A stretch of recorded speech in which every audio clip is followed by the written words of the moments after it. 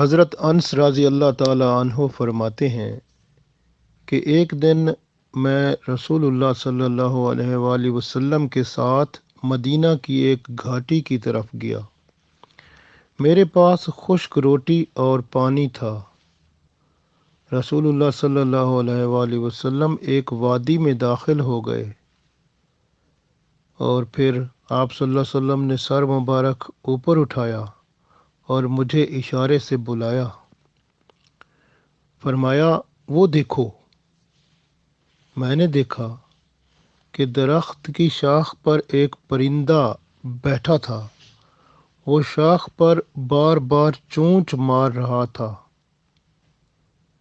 رسول اللہ صلی اللہ علیہ وسلم نے فرمایا، جانتے ہو یہ کیا کہہ رہا ہے؟ تو میں نے عرض کیا، اللہ اور اس کا رسول صلی اللہ علیہ وسلم بہتر جانتا ہے۔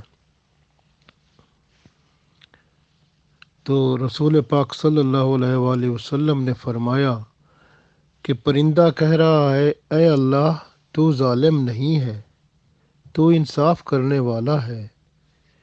بھوک سے میرا برا حال ہو رہا ہے، میرے مولا مجھے رزق عطا فرما۔ فرماتے ہیں کہ پھر میں نے روٹی کے ٹکڑے کیے اور پھر زمین پر ڈال دیے۔ پرندے نے وہ ٹکڑے کھائے اور پھر شاخ پر بیٹھ کر بولنے لگا۔ رسول اللہ صلی اللہ علیہ وسلم نے مجھ سے فرمایا کہ پرندہ اب یہ کہہ رہا ہے، جو اللہ پر توکل کرتا ہے اللہ اس کے لیے کافی ہو جاتا ہے۔